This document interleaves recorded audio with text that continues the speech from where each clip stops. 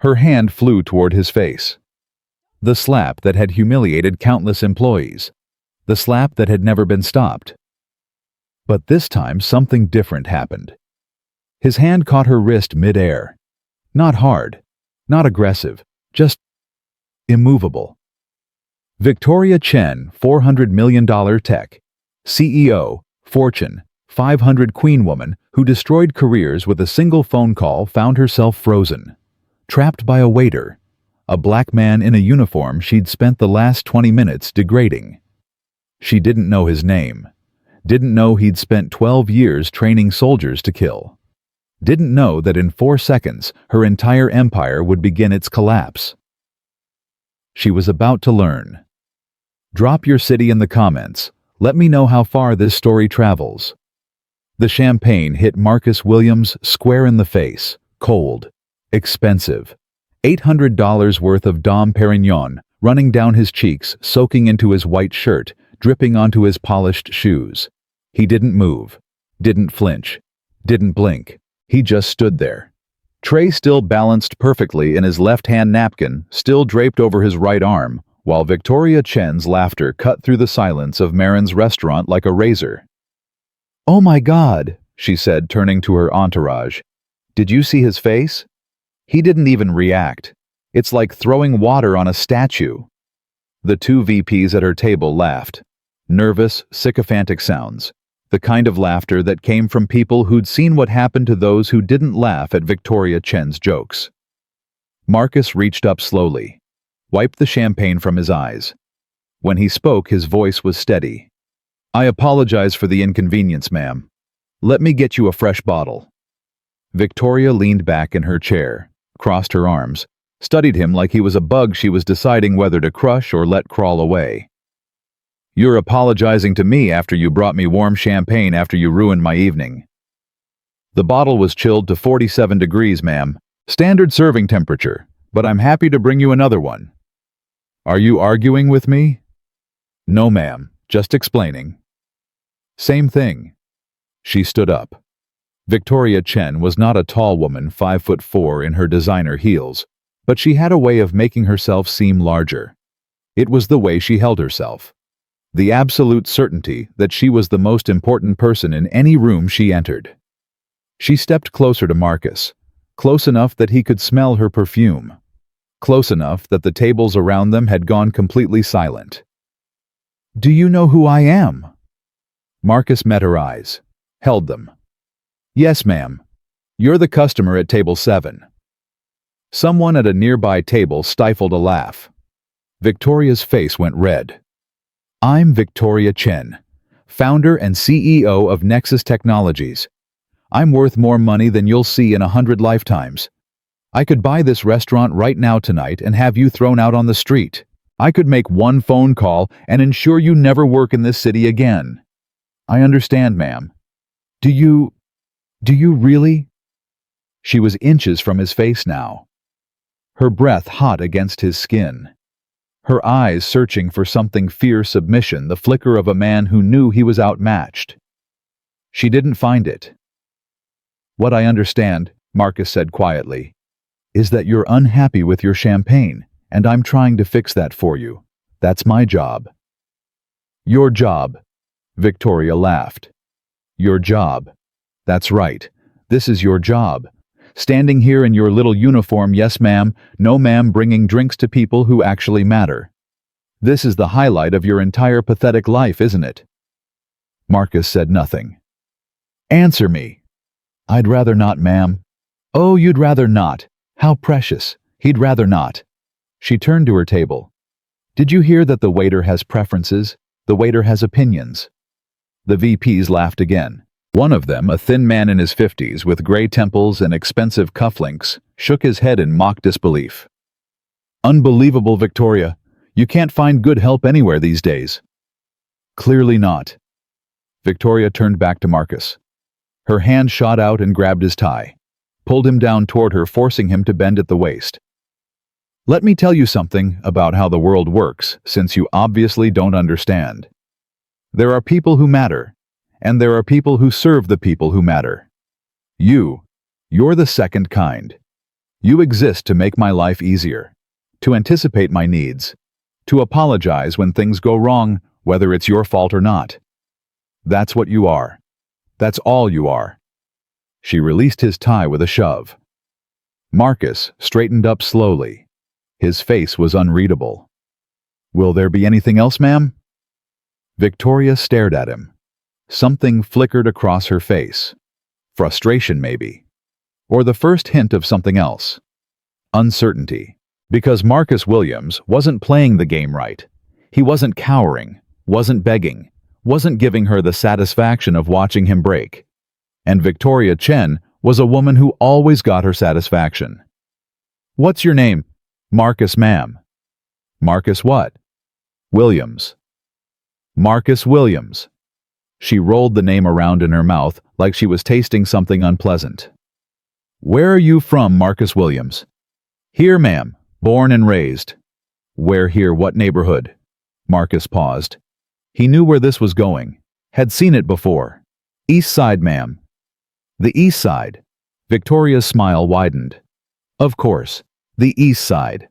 Let me guess, public schools, community college, if you were lucky bouncing from job to job, probably have a few kids you can't afford living in some cramped apartment wondering where your life went wrong." Marcus's jaw tightened. Almost imperceptible. But Victoria saw it. She'd found the crack. "Oh, I'm sorry," she said, not sounding sorry at all. "Did I hit a nerve?" "It's okay, Marcus. You can be honest with me. We're just having a conversation here. How many kids do you have?" "One, ma'am." "One, just one." "That's surprising. Usually people from your background have more." "Ma'am, I really should get back to." "How old?" "Ma'am."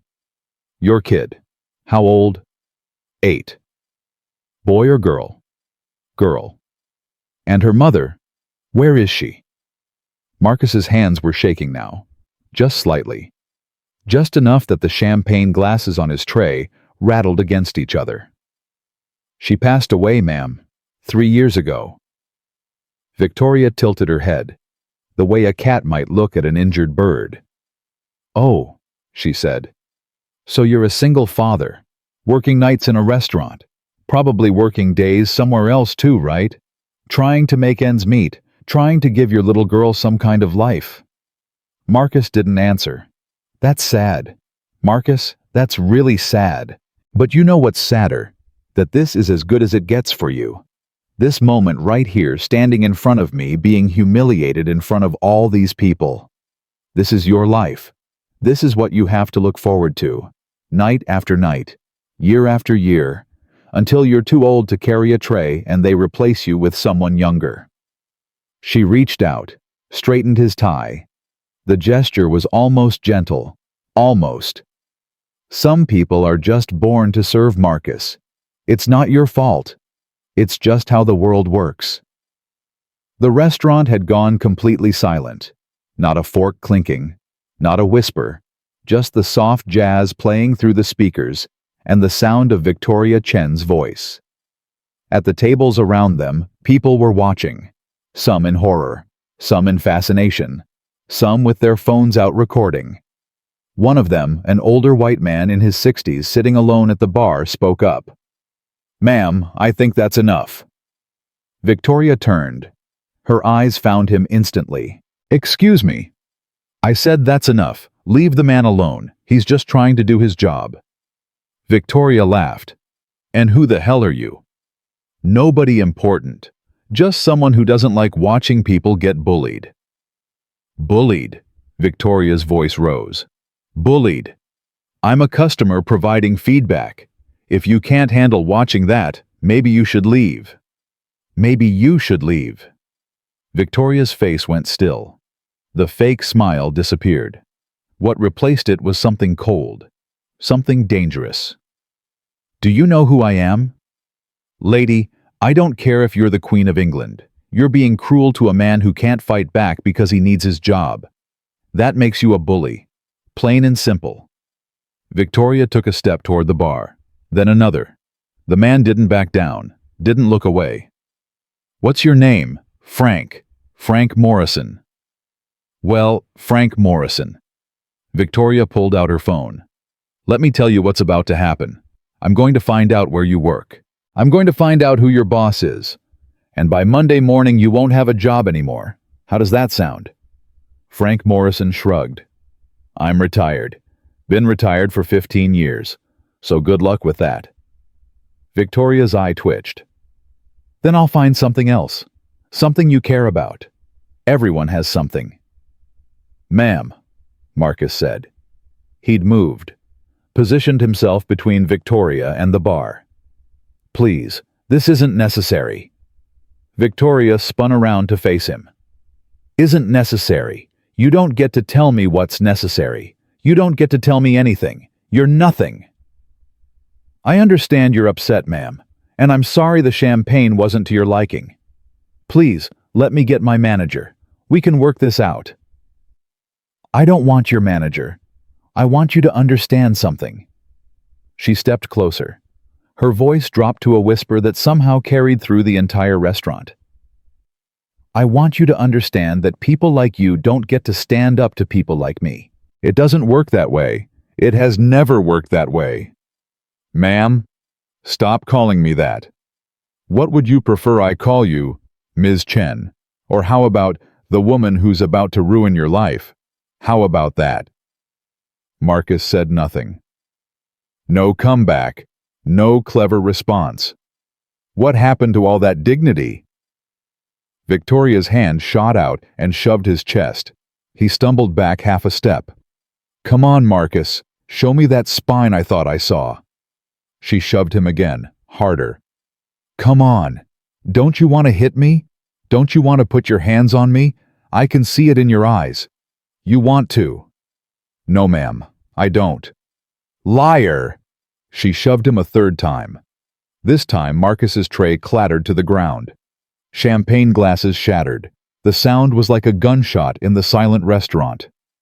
Oh no, Victoria said. Look what you did. You dropped your tray. How clumsy of you. That's probably coming out of your paycheck, isn't it? Can you even afford that? Marcus bent down slowly, started picking up the broken glass. His hands were steady now, completely steady. Leave it, Victoria said. He kept picking up glass. I said, leave it. Her foot came down on his hand. Not hard enough to break anything, just hard enough to pin it to the floor. Look at me. Marcus looked up. This is where you belong, Victoria said. On your knees, cleaning up messes, looking up at people who matter. She ground her heel slightly. Say it. Say what? Say, this is where I belong. The restaurant seemed to hold its breath. Marcus Williams, 42 years old. Father of Lily, former Army Ranger, former combat instructor, man who had trained soldiers for 12 years, man who had served 2 tours in Afghanistan, man who had held dying friends in his arms and kept fighting, man who had buried his wife and kept going, man who worked 2 jobs to pay for his daughter's leukemia treatments, man who hadn't slept more than 5 hours a night in 3 years, looked up at Victoria Chen and smiled. No. The word hung in the air. Victoria's face contorted. Something ugly surfaced, a rage that her wealth and power usually kept hidden. What did you say to me? I said no, ma'am. You don't get to say no to me. And yet I just did. She pulled her foot back. For a moment, Marcus thought she was going to kick him. Instead, she stepped back, breathing hard. Get up. Marcus stood, slowly, deliberately. He towered over her 6'2" to her 5'4", but he didn't use his height to intimidate. Just stood there, hands at his sides, glass still embedded in his palm from picking up the broken champagne flutes. Blood dripped onto the floor. You're bleeding, Victoria said. I know. Doesn't that hurt? Yes. Then why didn't you stop picking up the glass? Because it's my job. Something shifted in Victoria's face. For just a moment, something almost human flickered behind her eyes. Confusion, maybe. Or the first tiny seed of doubt. But it vanished as quickly as it appeared. "You're really something, Marcus Williams," she said. "I'll give you that. Most people break by now. Most people are crying, apologizing, begging me to stop. But you're just standing there, bleeding, smiling at me. Would you prefer I cry? I'd prefer you understand your place." "I understand it perfectly." "Do you?" "Because it doesn't seem like it." Marcus reached for a napkin on an empty table, wrapped it around his bleeding hand. When he spoke, his voice was quiet enough that only Victoria could hear. "My place, Ms. Chen, is standing on my own 2 feet, providing for my daughter, doing my job with dignity. No one, not you, not anyone gets to take that from me. We'll see." "Yes, ma'am, we will." Victoria's entourage had gone silent. The VPs were staring at their phones, trying to pretend they weren't involved. The restaurant manager, a thin man named Gerald, was finally hurrying over from across the room, his face a mask of professional panic. "Ms. Chen," Gerald said breathlessly, "I'm so sorry for any inconvenience. Please let me personally handle your table for the rest of the evening. Anything you want, it's on the house." Victoria didn't take her eyes off Marcus. "I don't want anything on the house, Gerald. I want this man fired. Tonight." Gerald hesitated. His eyes went to Marcus, to the blood soaking through the napkin, to the broken glass on the floor. "Ms. Chen, I'm sure we can—" "Fired. Tonight. Or I make one phone call, and this restaurant never sees another positive review again. I'll have health inspectors here Monday morning, building inspectors Tuesday. I'll find every violation, every mistake, every shortcut, and I'll make sure the whole city knows about it." Gerald's face went pale. "Ms. Chen, please. Do you think I'm bluffing, Gerald?" "No, ma'am." "Then fire him." Gerald looked at Marcus. His eyes were apologetic, guilty, but also desperate. "Marcus, I'm sorry. I don't have a choice." Marcus nodded slowly. "I understand, Gerald." "No, you don't," Victoria interrupted. "You don't understand at all. Because this isn't just about losing your job, Marcus. This is about learning your lesson. This is about understanding that when someone like me tells you to kneel, you kneel.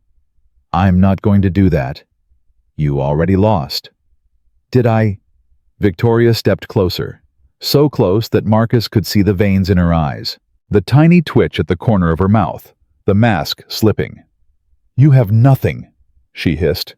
"You are nothing. You're going to walk out of here tonight unemployed. You're going to go home to your sick daughter. Yes, I remember you mentioned she's sick, and you're going to have to tell her that Daddy doesn't have a job anymore. How are you going to pay her medical bills now, Marcus? How are you going to take care of her?" Marcus's hands clenched. His jaw tightened. Victoria saw it, smiled. "There it is. There's the anger. That's what I wanted to see. Come on, Marcus. Show everyone who you really are. Show them the angry black man under the uniform."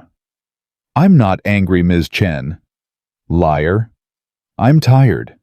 The words seemed to catch her off guard. "Tired. Tired of people like you thinking you can say whatever you want, do whatever you want, hurt whoever you want, and the rest of us just have to take it. That's because you do have to take it. That's how the world works." "Maybe, but not tonight." Victoria's eyes narrowed. "What's that supposed to mean?" "It means I'm not going to kneel for you, Ms. Chen. Not now, not ever. You can take my job. You can threaten me. You can call me whatever names make you feel powerful. But you don't get to take my dignity, because that's not yours to take." The restaurant was dead silent. Then someone started clapping. It was Frank Morrison, the retired man at the bar. Slow, deliberate claps that echoed through the room. Then another person joined in. Then another. Within seconds, the entire restaurant was applauding. Victoria's face went white, then red, then white again. "Stop it," she said. "Stop it." The applause didn't stop. "I said stop." She spun around looking for someone to blame, someone to punish. Her eyes landed on the nearest table, A young couple, maybe late 20s, both still clapping. You. Victoria pointed at the woman. Stop clapping or I'll destroy you. The woman stopped. But her companion, a young black man in a suit that looked like it had been bought for a special occasion, kept going. Who are you? Victoria demanded. Nobody, ma'am. Just someone who recognizes a good man when he sees one. A good man. Victoria laughed. He's a waiter, a servant.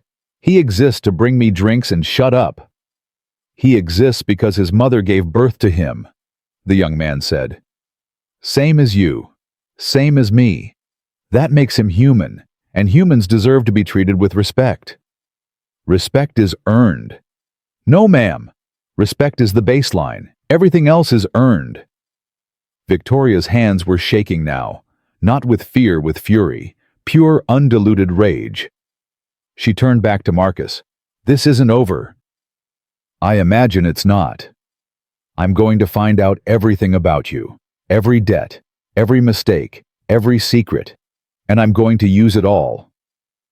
You do what you need to do, Ms. Chen. Why aren't you scared? The question burst out of her like a confession, like a wound. Marcus looked at her, really looked. Past the designer dress and the expensive jewelry and the mask of power.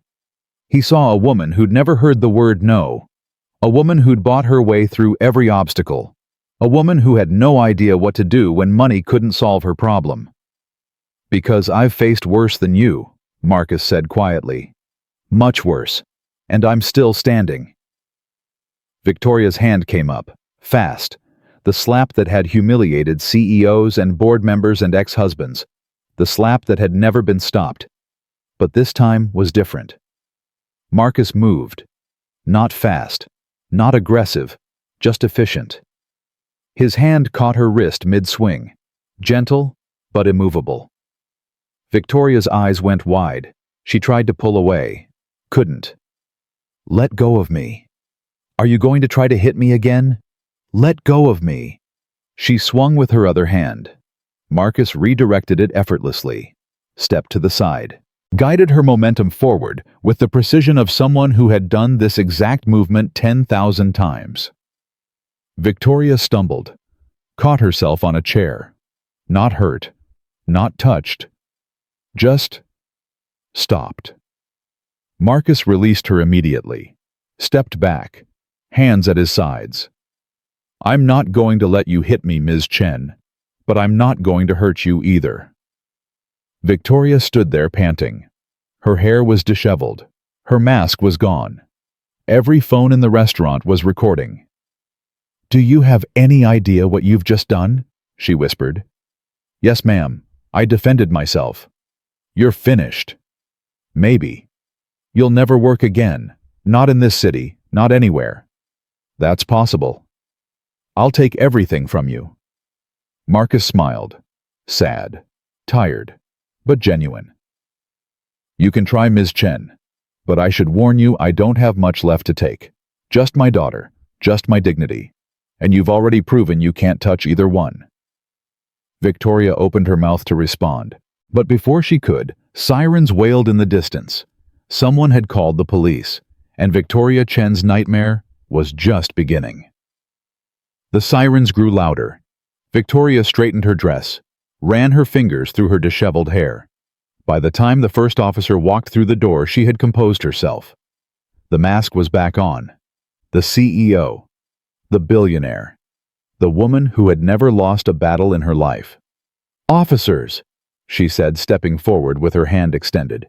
Thank God you're here. This man assaulted me. The lead officer was a woman in her late 40s. Sergeant Davis, according to her badge. She had the look of someone who'd seen everything and was tired of most of it. Ma'am, please step back. We'll take statements from everyone. You don't understand. I'm Victoria Chen, CEO of Nexus Technologies. This man, she pointed at Marcus, attacked me, grabbed me. I have witnesses. Sergeant Davis looked at Marcus, took in the bloodied napkin wrapped around his hand, the champagne stains on his shirt, the shattered glass still scattered across the floor. Sir, are you injured? It's nothing serious, officer. Cut my hand on some broken glass. Does he need medical attention? Davis asked Gerald, who was hovering nearby like a nervous ghost. I don't know. Marcus, do you? I'm fine, Marcus said. Really? Victoria stepped between them. Excuse me, but I'm the victim here. I want him arrested, right now. Davis held up her hand. Ma'am, I need you to be patient. We're going to review what happened. I just told you what happened. And I need to verify that. Davis turned to the restaurant. Did anyone here witness this incident? Every hand in the room went up. Perfect, Victoria said. They all saw him grab me. They all saw him. Ma'am. Davis's voice hardened. Please, let them speak. Frank Morrison stood up from his bar stool. Officer, I saw the whole thing. That woman, he pointed at Victoria, spent the last 20 minutes verbally abusing this man, called him names, threw champagne in his face, stepped on his hand, and when he still wouldn't give her the reaction she wanted, she tried to slap him. That's a lie, Victoria shouted. It's not, said the young black man in the suit. I have video. Want to see? Davis nodded. Yes, I would. The young man handed over his phone. Davis watched for 30 seconds. Her expression didn't change, but something in her eyes shifted. Ma'am, she said to Victoria, this video shows you attempting to strike this man, and him blocking your hand. He grabbed me. He stopped you from hitting him. That's self-defense. Self-defense, he's twice my size. Size doesn't give you the right to assault someone, ma'am. Victoria's face contorted. Do you have any idea who I am? Do you have any idea what I can do to your career? Davis's partner, a younger officer named Thompson, stepped forward. Ma'am, threatening a police officer is a crime. I'm not threatening anyone. I'm stating facts. Those sound like threats to me, Thompson said. Victoria turned to her entourage. The two VPs were studying their phones intently, pretending to be invisible. Her lawyer, a thin man who'd been silent the entire evening, was already gathering his briefcase. Richard, Victoria snapped. Do something. The lawyer shook his head. Victoria, my advice is to stop talking, immediately. Your advice? I pay you $600 an hour for advice like that. Right now, that's the best advice you're going to get. Victoria's hands were trembling. She wasn't used to this.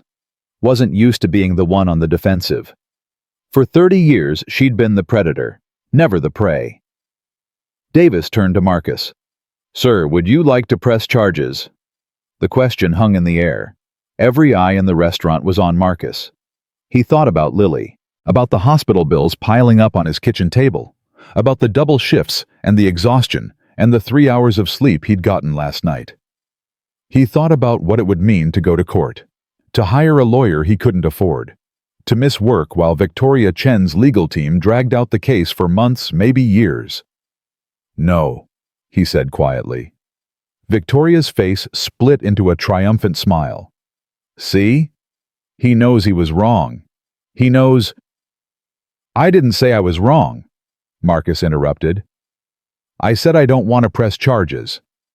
Same thing. No, ma'am, it's not. He looked at Davis. I just want to go home. I have a daughter. She's waiting for me. Davis studied him for a long moment. Something like respect flickered across her face. That's your right, sir. But I have to tell you the DA's office may pursue charges independently. This video is pretty clear. That's their choice to make, not mine. Victoria laughed. The DA pursuing charges against me. Do you know how much money I donate to the mayor's campaign, to the Police Benevolent Fund, to every charity in this city? Ma'am? Davis said, her voice cold now. You should really stop talking. Or what? Or I'll arrest you for assault right now. The victim doesn't need to press charges for me to do that. I have video evidence of you attempting to strike him. I have a restaurant full of witnesses. And frankly, I've had just about enough of your attitude." For the first time all evening, Victoria Chen was speechless. "Richard," she finally managed. "Richard." Her lawyer stepped forward. "Officers, my client has had a difficult evening. She's been under tremendous stress." "Save it for the courtroom," Davis said. "Ma'am, you're free to go for now, but I strongly suggest you don't leave the city. The DA will be in touch." "This is outrageous." "What's outrageous," Frank Morrison called out from the bar, "is the way you treated that man. You should be ashamed of yourself." "Who asked you?" "Nobody, but somebody needed to say it." Victoria spun around, searching for someone to blame. Her eyes landed on her two VPs, who immediately looked away. "Tom, Jeffrey, say something." Neither man responded. "I said say something." Tom, the older of the two, finally looked up. His face was pale, conflicted. "Victoria, maybe we should just go." "Go? We haven't even had dinner yet." "I don't think anyone's going to serve us dinner tonight." Victoria looked around the restaurant. Every face was hostile. Every eye was judging.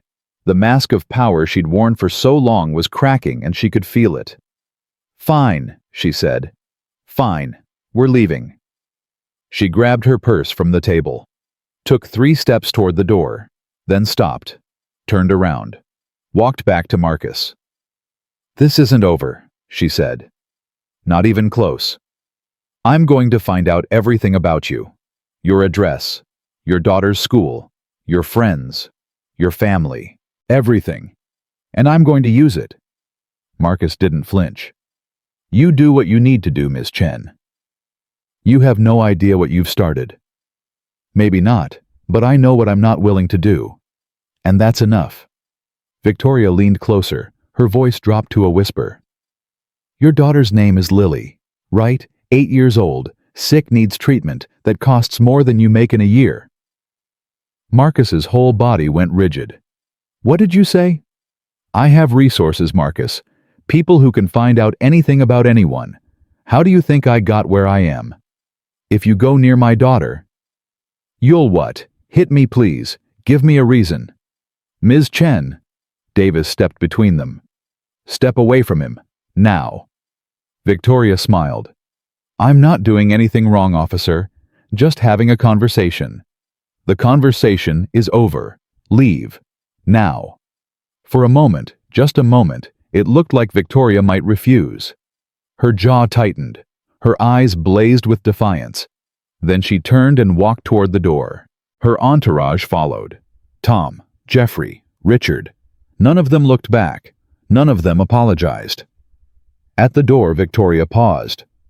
"Enjoy your last night of anonymity, Marcus Williams," she called over her shoulder. "Because tomorrow everyone in this city is going to know your name, and not in a good way." She pushed through the door and disappeared into the night. The restaurant let out a collective breath. Gerald appeared at Marcus's side. "Marcus, I don't know what to say." "You don't have to say anything, Gerald. She wanted me to fire you. I was going to do it. I was actually going to..." "I know. How can you be so calm about this?" Marcus looked down at his hand. Blood was seeping through the napkin again. He needed stitches. Probably wouldn't get them.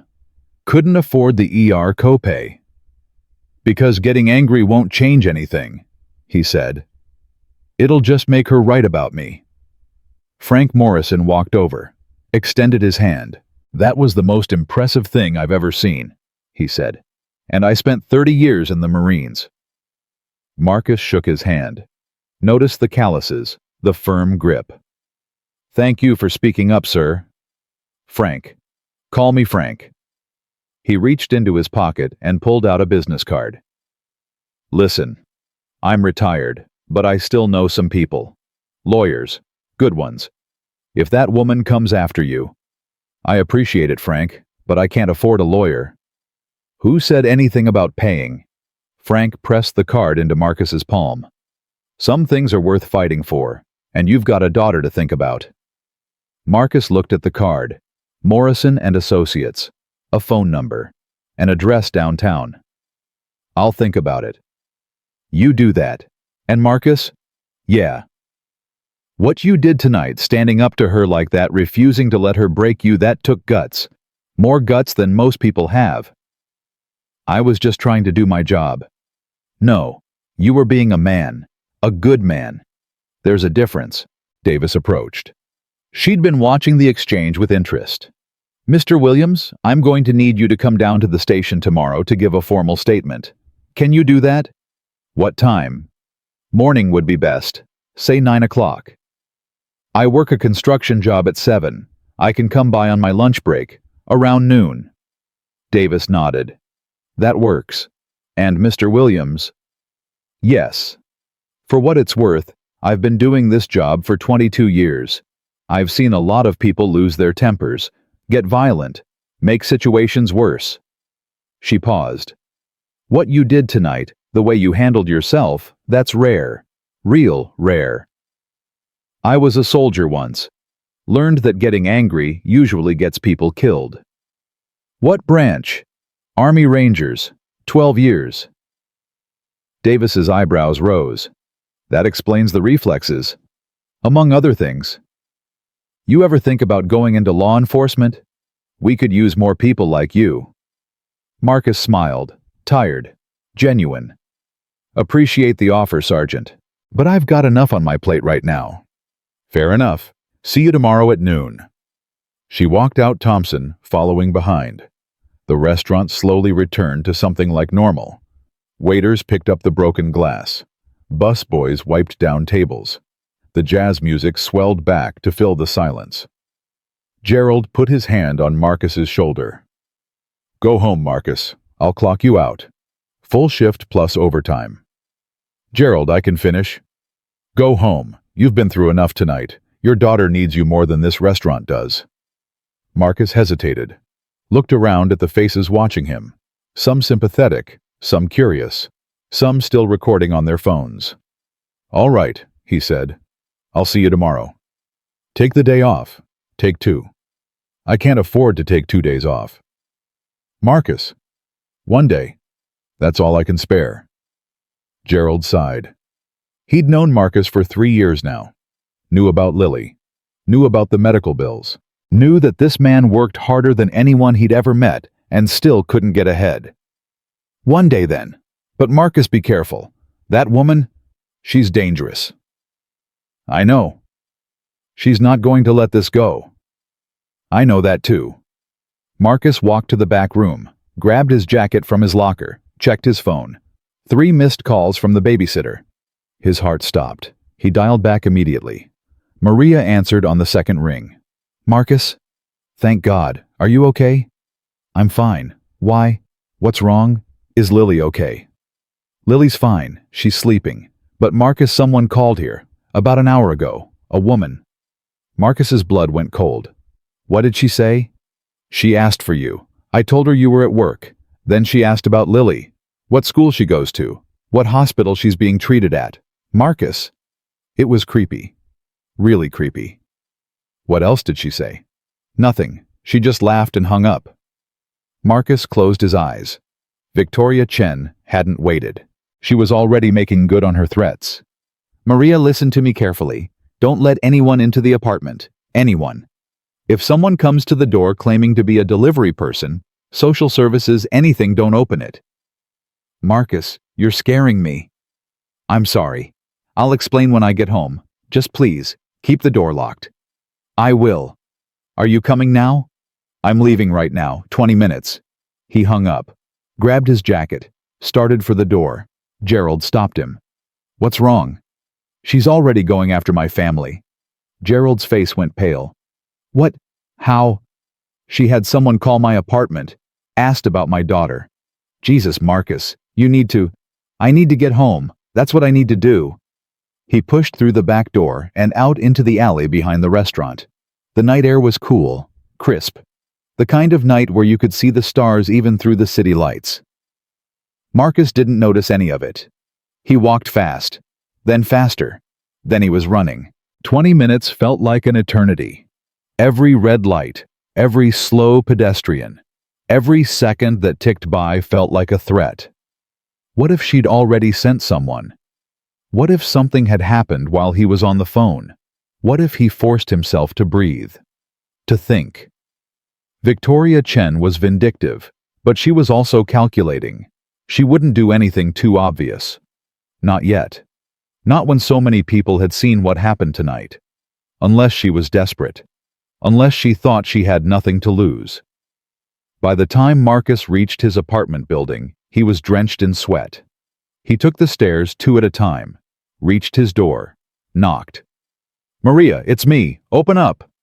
The door opened. Maria.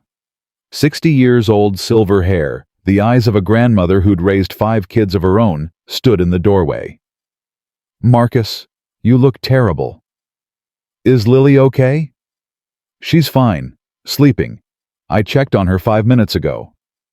Marcus pushed past her, walked to Lily's room, opened the door. She was there, curled up under her pink blanket. Her stuffed elephant, the one Marcus had bought her the day she was diagnosed, tucked under her arm. Safe.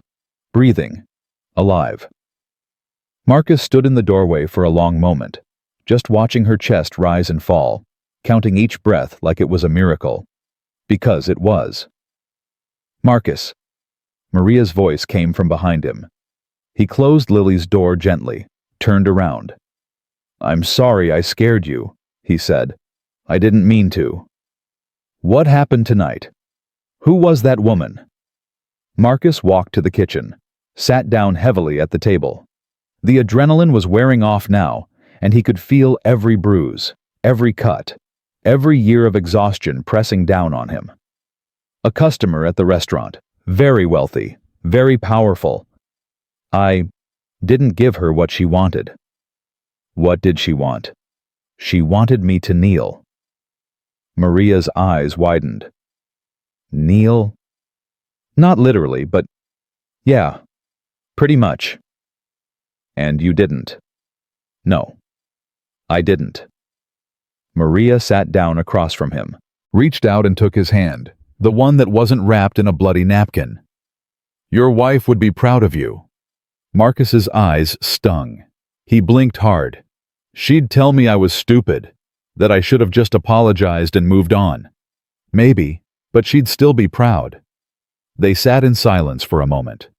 The old apartment creaked around them, pipes rattling, a car alarm going off somewhere in the distance. "What are you going to do?" Maria asked. "I don't know yet, but I need you to be extra careful for the next few days. When you pick Lily up from school, take a different route home. Check if anyone's following you. And if anyone asks about her, anyone at all, you don't know anything." Maria's face had gone serious. She'd raised 5 kids in a bad neighborhood. She knew what danger looked like. "How bad is this? I don't know. Maybe nothing. Maybe..." His phone buzzed. A text from Gerald. "Marcus, you need to see this. Check Twitter." Then another text, from a number he didn't recognize. "You're trending. #Justice for Marcus." Then another, and another. His phone kept buzzing. 5 texts. 10. 20. "What's happening?" Maria asked. Marcus opened Twitter, searched his name, and felt his stomach drop. The video was everywhere. Someone had uploaded the full confrontation, all 20 minutes of it. Victoria's insults, the champagne in his face, her standing on his hand, the attempted slap, his block. It had been viewed 3 million times. The comments were flooding in faster than he could read them. "This man is a king. She tried to kick him. Someone identify this woman. Her name is Victoria Chen, CEO of Nexus Technologies. Let's ruin her. Anyone know who this server is? I want to shake his hand." The restraint he showed, that's a trained fighter. You can tell by the way he moved. Found it, he's a former Army Ranger, 12 years service, 2 tours in Afghanistan. Holy shit! She tried to assault a combat veteran, FAFO. Marcus scrolled, and scrolled, and scrolled. His name, his face, his story. All of it public now, all of it beyond his control. "Daddy!" The voice came from behind him, Small, sleepy. Marcus turned. Lily was standing in the hallway, her elephant dragging on the floor, her eyes barely open. "Hey baby, what are you doing up?" "I heard noises. Why is your phone making so many sounds?" Marcus looked at Maria, back at Lily. "It's nothing, sweetheart, just some work stuff." "You're bleeding." She was looking at his hand, at the blood seeping through the napkin. Marcus hid it behind his back. "Just a little cut. It'll be fine."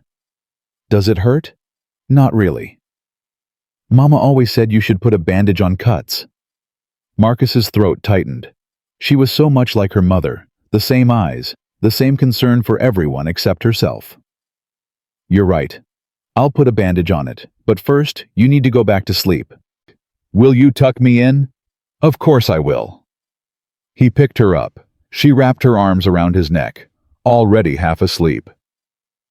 "I love you, Daddy." "I love you too, baby girl, more than anything." More than ice cream. Way more than ice cream. More than pizza. Even more than pizza. More than the whole world. More than the whole world. The whole universe. Everything. She smiled, closed her eyes. Marcus carried her to bed, tucked her in, kissed her forehead, stood watching her for a long moment. Whatever came next, the media storm Victoria's revenge. Whatever consequences awaited, he would face it. For her. Always for her. He closed the door, walked back to the kitchen, picked up his phone. 47 unread messages now. Dozens of friend requests on Facebook. Emails flooding his inbox from addresses he didn't recognize. And one text from Frank Morrison. "Saw the video. It's everywhere. Call me first thing tomorrow. We need to talk strategy. She's going to come at you with everything she has. Don't face it alone." Marcus stared at the message for a long time. Outside, the first light of dawn was beginning to touch the sky. In a few hours, he would have to face the world. But for now, in this moment, with his daughter safe in her bed and the night almost over, Marcus Williams allowed himself to feel something he hadn't felt in a long time. Hope. Faint. Fragile. But there. Because sometimes, just sometimes, the world noticed when someone stood up. And sometimes, it stood with them. Marcus didn't sleep that night. He sat at the kitchen table with his phone in his hand, watching the numbers climb. 3 million views became 5 million. 5 became 10. By sunrise, the video had been shared so many times that he'd lost count. His phone rang at 6:47 a.m., a number he didn't recognize. "Hello." "Mr. Williams. This is Sarah Chen from Channel 7 News. We'd love to get your side of the story. Would you be available for an interview this morning?" "How did you get this number?" "We have our sources, so about that interview." Marcus hung up. The phone rang again, different number. "Mr. Williams, this is Tom Bradley from the Daily Herald. We're running a story about what happened last night and—" He hung up again. 3 more calls. 4. 5. He stopped answering. A text from Gerald. "Don't come in today. Reporters everywhere. Stay home." Another text, this one from a number he recognized. Frank Morrison. "Media's going to eat you alive if you don't get ahead of this. My office. 10 a.m. Bring everything you have." Marcus looked at Lily's door. Still closed. Still quiet. He had 4 hours before that meeting. 4 hours to figure out how his life had been turned inside out. His phone buzzed again. This time, it was a news alert. Breaking video of tech CEO Victoria Chen assaulting restaurant server goes viral. Nexus Technologies. Stock plummets in pre-market trading. He clicked on the article, skimmed it. The video had been viewed 15 million times now. Victoria Chen's name was the #1 trending topic on Twitter. Her company's stock had dropped 8% overnight, wiping out nearly $2 billion in market value. And buried at the bottom of the article, his name. Marcus Williams, Army veteran, single father, the man who wouldn't kneel. Daddy. He looked up. Lily was standing in the hallway again. this time fully awake. Her eyes were wide. "There are people outside." Marcus stood, walked to the window, pulled back the curtain. 3 news vans were parked on the street below. Reporters with cameras, photographers with long lenses pointed at his building. "Daddy, who are those people?" "Nobody, sweetheart, just some people from work." "Why do they have cameras?" He didn't have an answer for that. "Lily, I need you to stay inside today, okay? Don't go near the windows." "But I have school." "Not today. Today you're staying home with Maria." "Am I sick again?" The question hit him like a punch to the chest. Every time something changed in her routine, every time something was different, she thought it meant she was sick again. 3 years of hospitals and treatments and fear had taught her that. "No, baby, you're not sick. You're healthy. You're perfect." He knelt down, took her hands. "There's just some grown-up stuff happening right now. Nothing for you to worry about." "What kind of stuff?" "The boring kind. Paperwork and meetings and all that." "You hate paperwork." "I really do." She smiled. He felt something in his chest unclench. "Can I watch cartoons?" "All the cartoons you want. I'll make you pancakes first." "With chocolate chips. Is there any other kind?" He made pancakes. He watched her eat. He pretended everything was normal, while his phone buzzed and buzzed and buzzed in his pocket. At 9:30, Maria arrived. She'd come through the back entrance to avoid the reporters. "It's a circus out there," she said, shaking her head. "I counted 6 cameras." "I know. Marcus, what are you going to do?" "I have a meeting. A friend of mine, he says he can help." "The man from last night, the one who stood up for you?"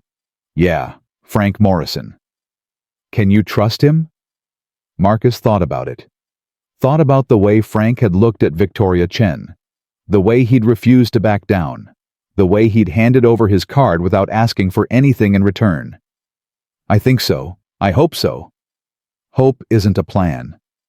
"Right now, it's all I've got." He kissed Lily goodbye. Told her he'd be back before lunch. Promised more pancakes for dinner. Then he slipped out the back door and walked 3 blocks to the subway station hood, up head down, praying nobody recognized him.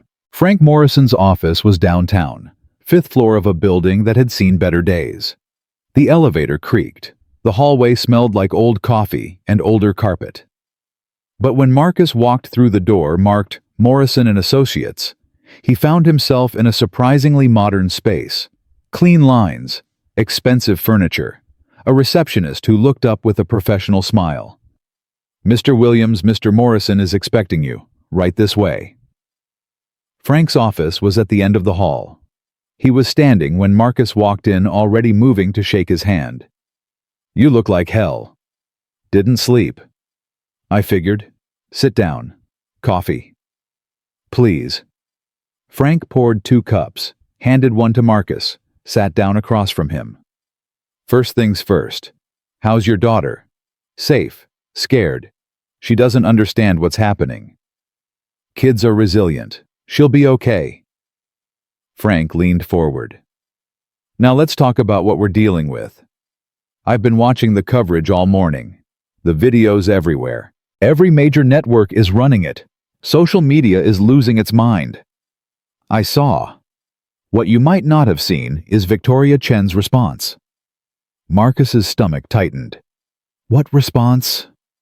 Frank picked up a remote, pointed it at a TV mounted on the wall, clicked. Victoria Chen's face filled the screen. She was standing behind a podium surrounded by lawyers in expensive suits. Her hair was perfect. Her makeup was flawless. She looked nothing like the woman who'd screamed at Marcus 12 hours ago. "Last night, I was the victim of a violent assault," she said into a forest of microphones. A stranger grabbed me, threatened me, and physically attacked me in a public restaurant. I feared for my life." Marcus felt something cold settle in his gut. "This individual," Victoria continued, "has been identified as Marcus Williams, a man with military training, a man capable of serious violence. I was lucky to escape with my life. The video you've seen online has been edited to remove context and to make me look like the aggressor. That is not what happened." "That's a lie," Marcus said quietly. "Of course it's a lie. But she's got money lawyers and a PR team working around the clock.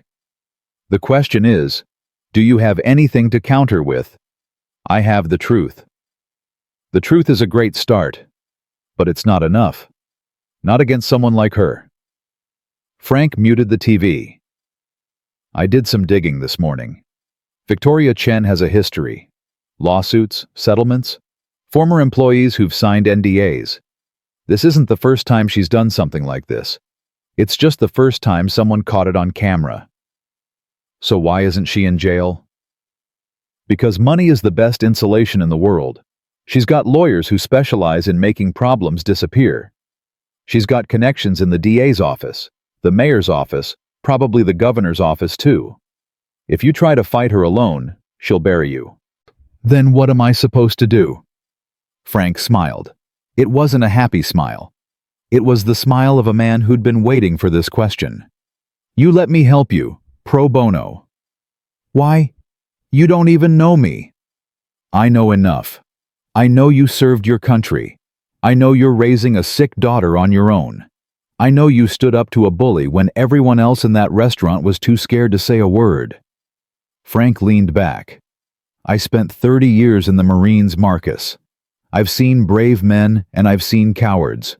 You're the first kind, and I'll be damned if I'm going to sit here and watch someone like Victoria Chen destroy you because she can."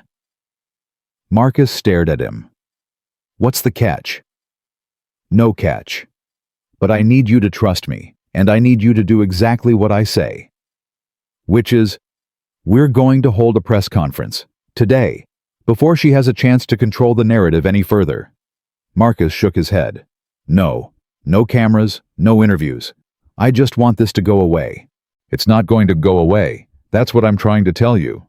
The moment that video went viral, your old life ended. The only question now is what kind of new life you're going to build. And that depends on what you do in the next 24 hours. I have a daughter. I can't put her through this.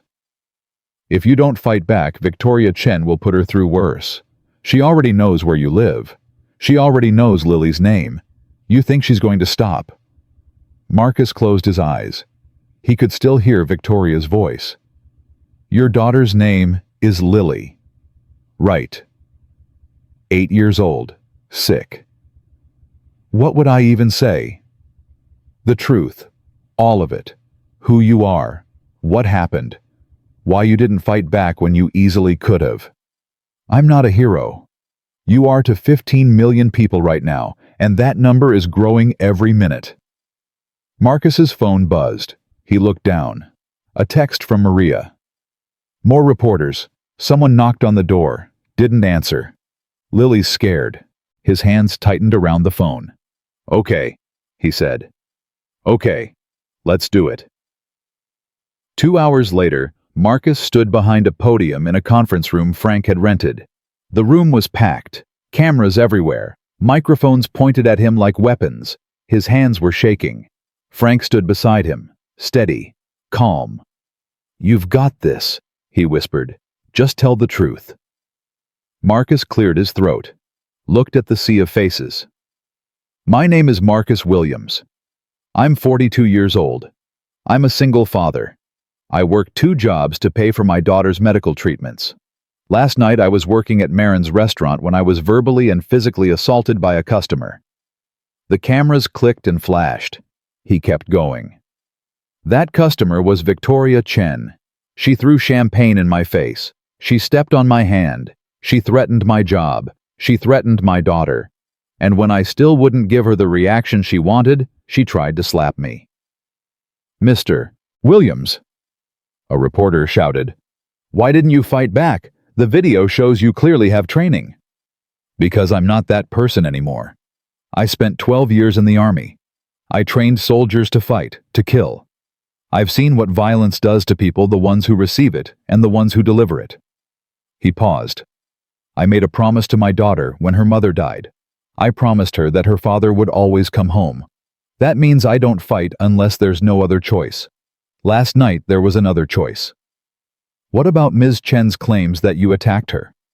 That's a lie. The full video, the unedited video, shows exactly what happened. I blocked her hand. I never struck her.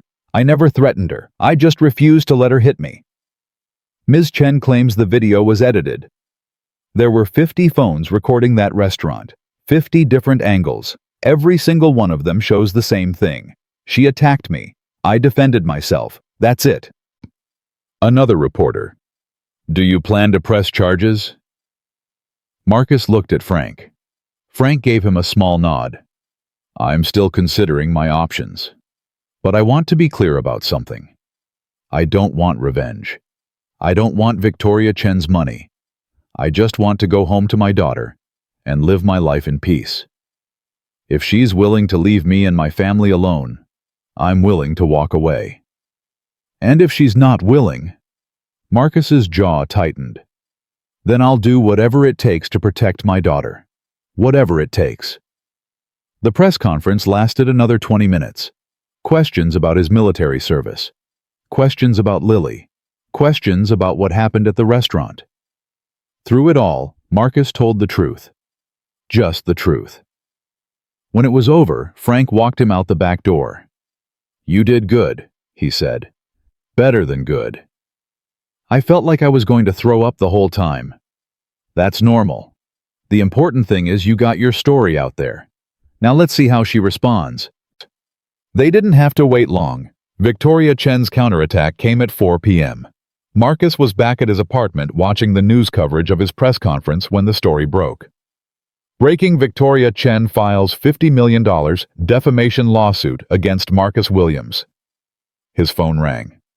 Frank. Did you see it? I'm watching it now. Don't panic. This is exactly what I expected her to do. $50 million, Frank. I don't have 50 million cents.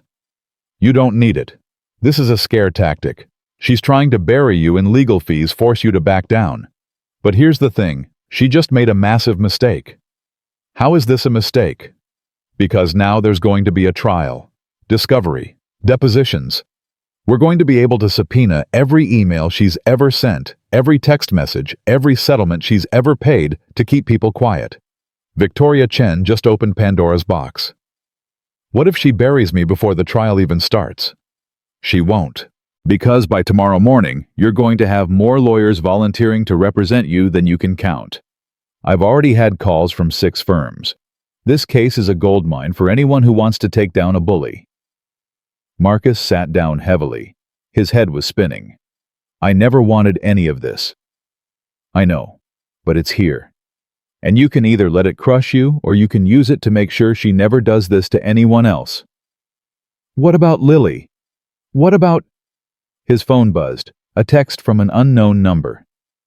Daddy, there are police here. Not a text, a call. From Maria's phone, but it was Lily's voice. Lily, what's happening? There are police at the door, Daddy. They say they need to talk to Maria. She's crying. Daddy, why is Maria crying? Marcus's blood went cold. Baby, put Maria on the phone. Shuffling sounds. Muffled voices. Then Maria.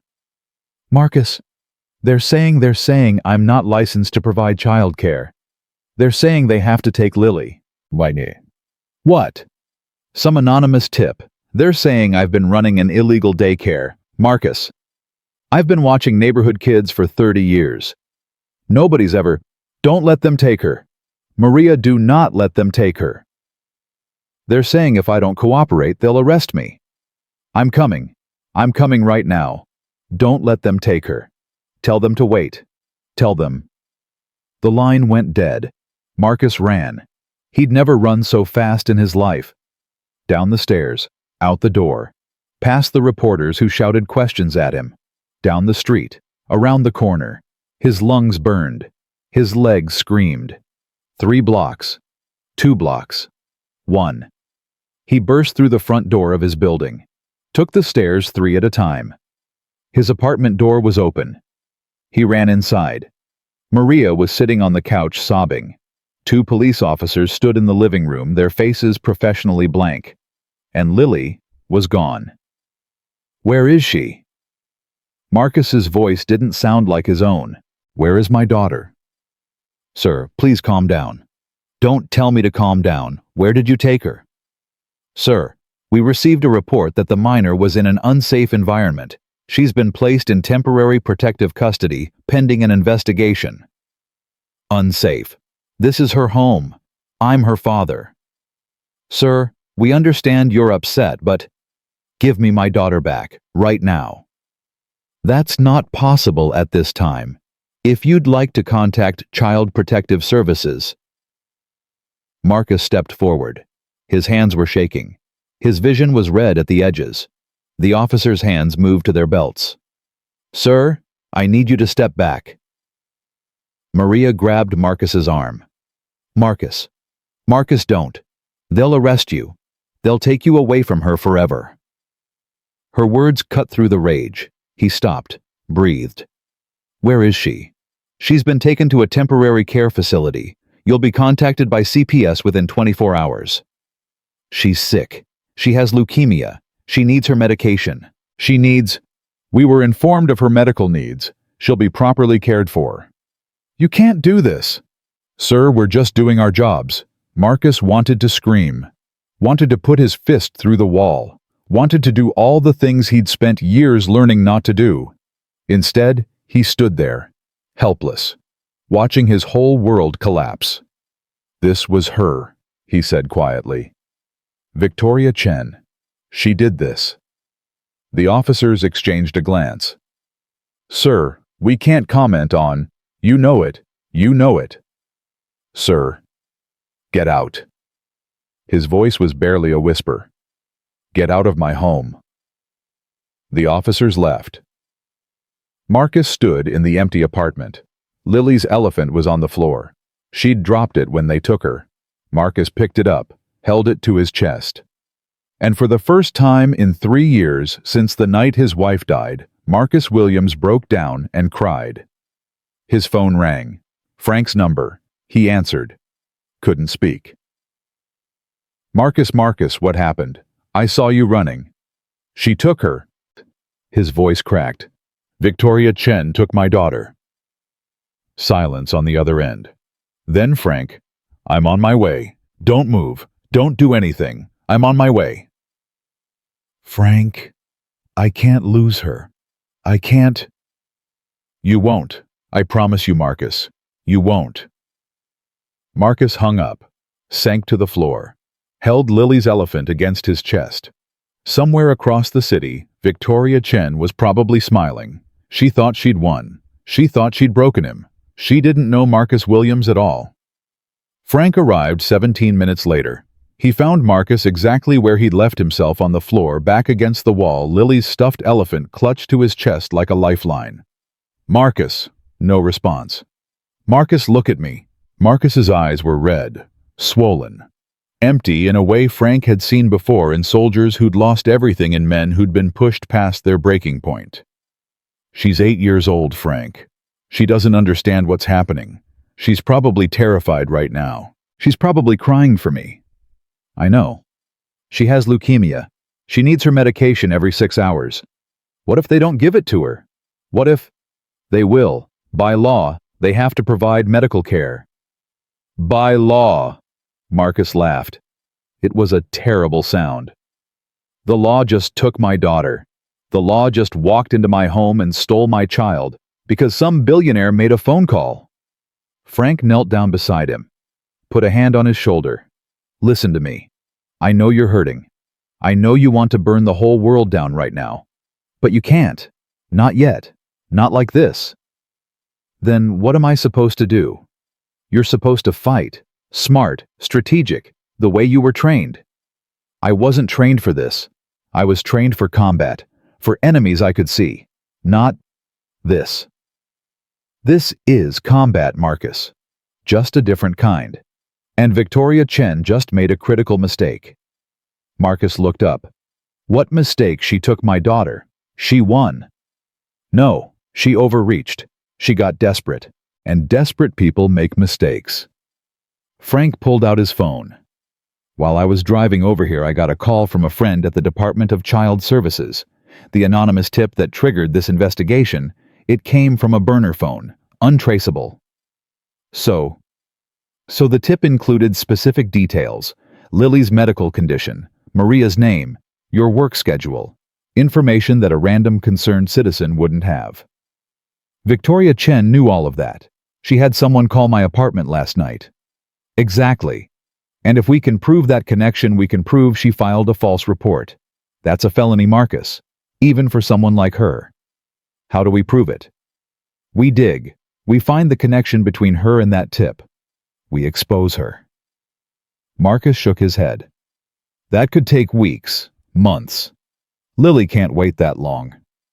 She won't have to, because while Victoria was busy trying to destroy you, something else happened. Frank turned his phone around, showed Marcus the screen.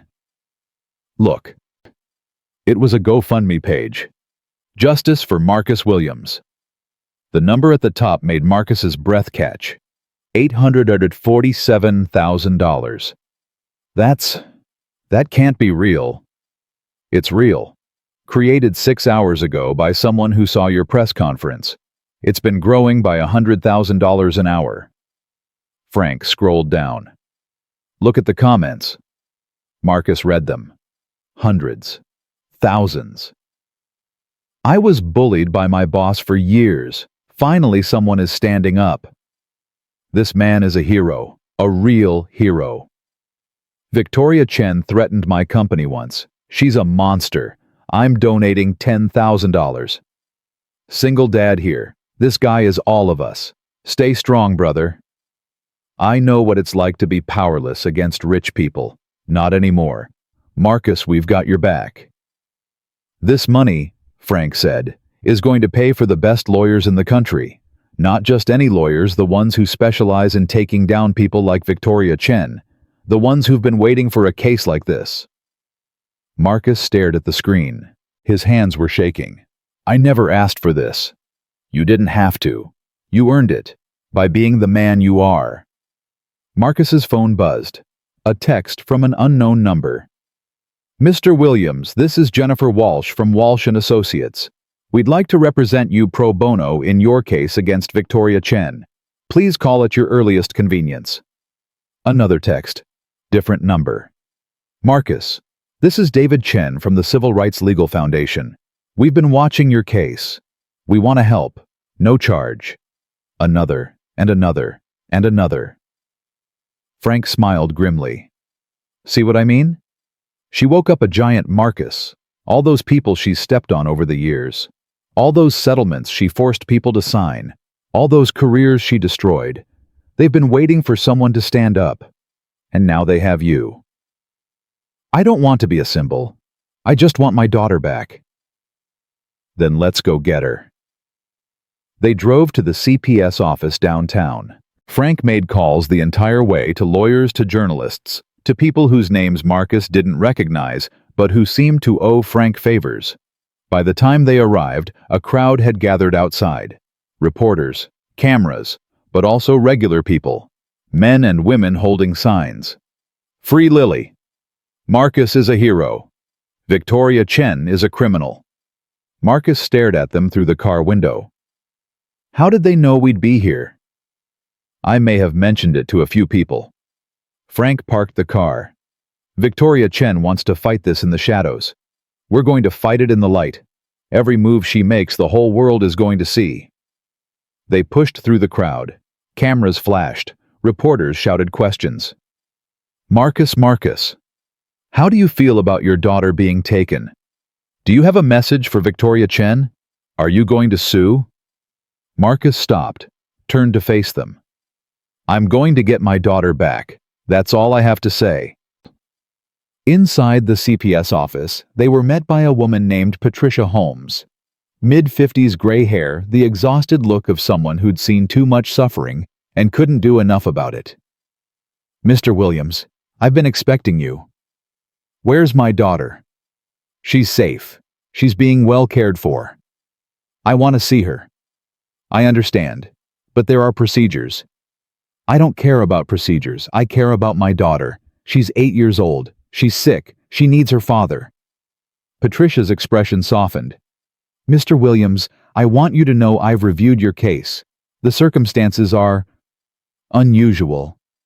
Unusual how? The anonymous tip that triggered this investigation contained information that wouldn't normally be available to the public. Medical records. Personal details. She paused. I've been doing this job for 23 years. I know what a legitimate concern looks like. And I know what a weaponized report looks like. Then give me my daughter back. I wish it were that simple. The report has been filed. An investigation has been opened. By law, I have to follow through. Even if you know it's fake. Even then. Patricia leaned forward. But there are ways to expedite the process. If we can prove the report was filed maliciously, we can close the case immediately and return Lily to your custody. How do we prove that? We trace the tip, find out who made it, establish the connection to your situation. Frank stepped forward. We're already working on that. But in the meantime, can Marcus at least see his daughter? Patricia hesitated. Normally, visitation is restricted during an active investigation. Please. Marcus's voice cracked. She's scared. She needs to know I'm fighting for her. She needs to know I haven't abandoned her. Something shifted in Patricia's eyes. She glanced at the door, lowered her voice. I'm going to step out for 15 minutes. If someone were to, accidentally, find their way to room 7 at the end of the hall, I wouldn't know anything about it. Marcus didn't wait. He was down the hall before she finished speaking. Room 7 was small, a table, some chairs, a window with bars on it. Lily was sitting in the corner hugging her knees to her chest. Her eyes were red from crying. Her hair was tangled. But when she saw Marcus, her face transformed. Daddy! She ran to him. He caught her, lifted her up, held her so tight he was afraid he might break her. I'm here, baby. I'm here. They took me, Daddy. They took me away. I was so scared. I know. But I'm here now. I'm not going to let anyone hurt you. Can we go home? Marcus closed his eyes, felt her small body trembling against his. Not yet, sweetheart. But soon. I promise. When? As soon as I can. I'm working on it. The lady said I might have to stay here for a long time. She said, don't listen to what anyone says except me. Okay, I'm your father. I'm going to fix this. I'm going to bring you home. Promise? I promise. He held her for as long as he could. Told her he loved her. Told her to be brave. Told her that no matter what happened, they would be together again. When Patricia came back, Marcus had to leave. The hardest thing he'd ever done was putting Lily down and walking out of that room while she cried for him. In the hallway he stopped, leaned against the wall, tried to breathe. Frank was there. We're going to get her out of there, Marcus. How soon? As soon as we prove Victoria Chen is behind this. And if we can't prove it, Frank's jaw tightened. Then we find another way. There's always another way. They walked out of the CPS building. The crowd had grown. More signs, more cameras, more people chanting Marcus's name. And standing at the edge of the crowd, almost invisible among the reporters and supporters, was a woman Marcus didn't recognize. Small, Asian, expensive clothes. She caught his eye, nodded once, then disappeared into the crowd. Who was that? Marcus asked. Frank followed his gaze. His eyes widened. That was Dr. Angela Zhou. She used to work for Victoria Chen. Used to? Victoria fired her 3 years ago, publicly humiliated her, nearly destroyed her career. Frank pulled out his phone. I've been trying to reach her for days. She's the key, Marcus. She knows where all the bodies are buried. Why would she help us? Because she's been waiting for this moment. Waiting for someone to give Victoria Chen what she deserves. That night they met Angela Zhou in a coffee shop on the other side of town. She was nervous, kept looking at the door, kept checking her phone. "I shouldn't be here," she said. "If Victoria finds out—" "She won't," Frank said. "We were careful." "You don't know her. She has people everywhere. Eyes everywhere." "Dr. Joe," Marcus said. "My daughter is in a foster facility right now. She's 8 years old. She has cancer, and she's scared out of her mind. If you know something that can help me get her back, please. I'm begging you." Angela studied him for a long moment. Whatever she saw in his face seemed to make up her mind. "I worked for Victoria for 7 years. Started as her assistant. Worked my way up to VP of Operations." She took a deep breath. "I saw everything. The way she treated people, the lawsuits she buried, the careers she destroyed." "Why didn't you say anything?" "Because she made me sign an NDA. $10 million penalty if I talked." Angela laughed bitterly. She thought that would keep me quiet forever. "What changed?" "I saw your video. I saw her face when you refused to kneel. I recognized that look. I've seen it 100 times. It's the look she gets right before she destroys someone." Angela's hands were shaking. "But this time, you didn't break. You stood there and took everything she threw at you, and you didn't break. And I thought, if he can do that, maybe I can too." "What do you know about the CPS report?" Angela reached into her bag, pulled out a folder. "Victoria has a fixer, a man named Gerald Huang. He handles her dirty work, cover-ups, intimidation, making problems disappear." She opened the folder. Inside were documents, emails, phone records. 3 days ago, Victoria called Gerald from her private line. "I know because I still have access to the phone logs. She never bothered to remove me from the system." Angela pointed to a highlighted entry. 20 minutes after that call, someone purchased a burner phone from a convenience store in Queens. Cash transaction, no ID. How does that connect to the CPS report? The burner phone was activated 1 hour before the tip was made to CPS. And look at this. She pulled out another document. The purchase was made with cash, but the buyer also bought a pack of cigarettes.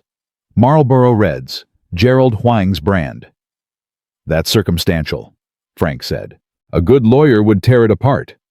"Then how about this?" Angela pulled out a final document. "Last year, Victoria did the same thing to another employee, Sandra Mitchell. Filed a false CPS report, got her kids taken away.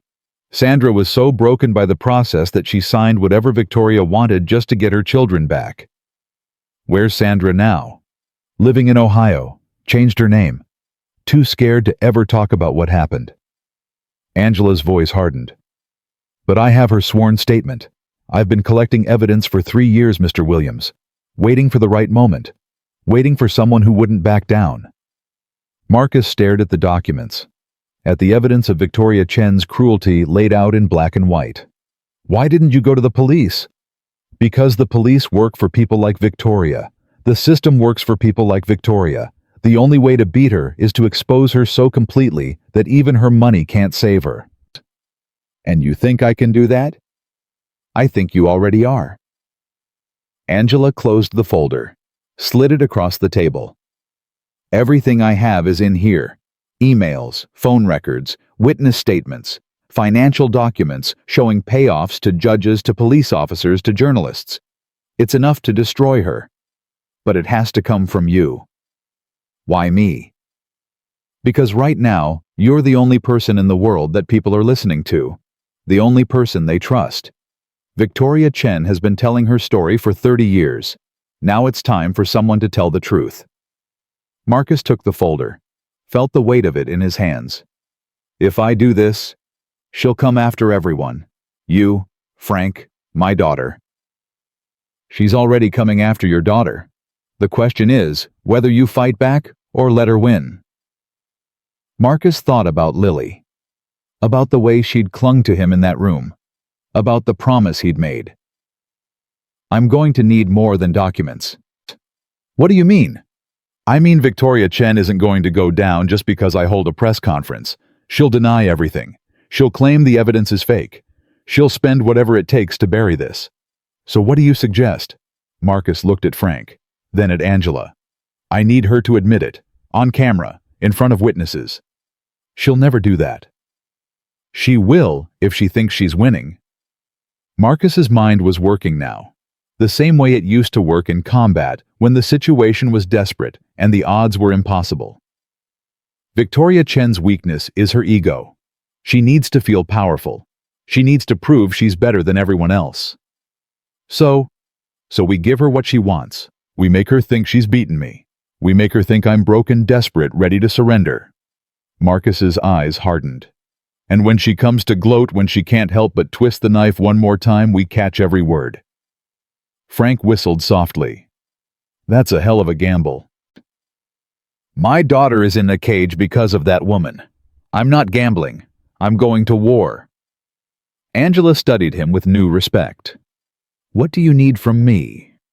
Everything you have on Gerald Huang, his schedule, his habits, his weaknesses. Done. And one more thing. Marcus looked at both of them. No one else can know about this. Not the lawyers, not the press, not anyone. Victoria has eyes everywhere. If she finds out what we're planning... She won't, Frank said. I trust Angela with my life, and she trusts me with hers. How do you two know each other? Frank and Angela exchanged a glance.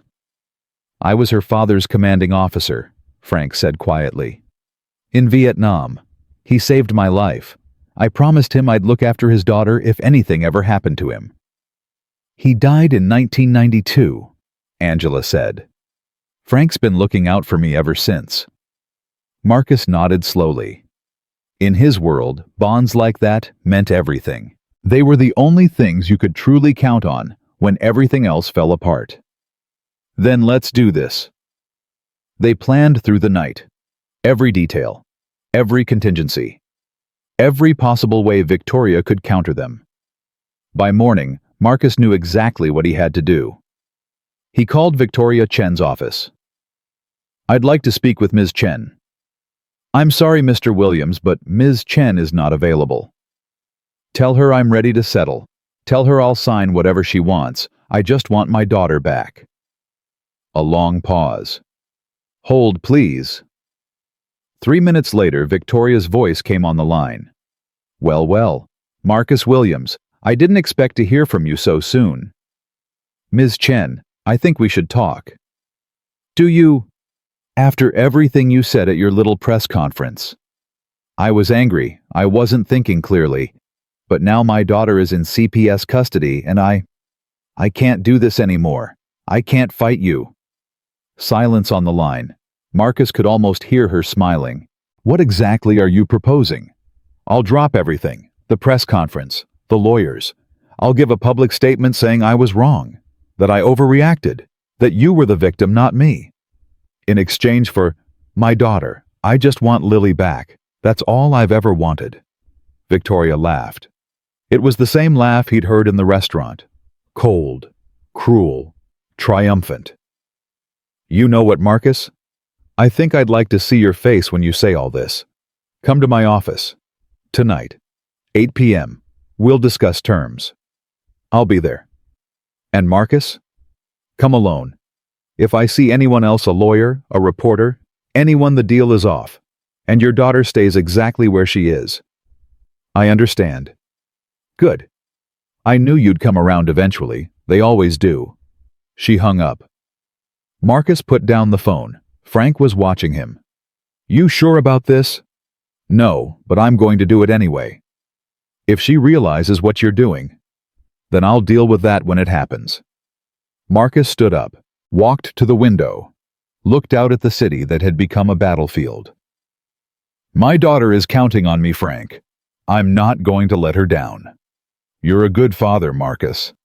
I'm trying to be. He turned around. Now let's finish planning. We've got 12 hours to make sure this works. And if it doesn't? Marcus's face hardened into something Frank had never seen before. The face of a soldier preparing for war. It has to work. There is no other option. The elevator doors opened on the 47th floor of Nexus Tower at exactly 8 p.m. Marcus stepped out alone. The reception area was empty. Dark. Only a single light illuminated the hallway leading to Victoria Chen's corner office. She wanted him to feel small, wanted him to walk that long corridor with nothing but silence and shadow for company. Wanted him to arrive at her door already broken. Marcus walked, steady, unhurried. Under his shirt taped to his chest was a device no bigger than a button. Frank had gotten it from a friend at the FBI, a friend who owed him more than one favor. The microphone could pick up a whisper from 30 feet away. In a van parked 3 blocks away, Frank and Angela were listening to every sound he made. "I'm approaching her office now," Marcus said quietly. In his earpiece, Frank's voice, "We've got you. Stay calm. Let her talk." The door to Victoria's office was open. Golden light spilled out into the hallway. Marcus stepped inside. Victoria Chen was sitting behind her desk. Behind her floor-to-ceiling windows showcased the city skyline, a kingdom of lights spread out beneath her feet. She wasn't alone. Gerald Huang stood by the window. Tall. Thin. The kind of man who smiled with his mouth, but never his eyes. Marcus Williams. Victoria didn't stand, didn't offer her hand, just gestured to a chair across from her desk. "Please, sit." "I'd rather stand." "Suit yourself." She leaned back, studied him. "You look tired, Marcus. The last few days must have been difficult." "You could say that. Having your daughter taken away, being sued for $50 million, watching your entire life fall apart." Victoria shook her head in mock sympathy. "It didn't have to be this way, you know. If you'd just apologized that night, if you'd just known your place." "I know that now." "Do you? Because I'm not entirely convinced." She stood up, walked around the desk, stopped in front of him. "You see, I've dealt with men like you before, Marcus. Men who think they can stand up to me. Men who think their pride is worth more than their survival. What happened to them? They broke, eventually. They always do." She smiled. "The question is how much you're willing to lose before you break.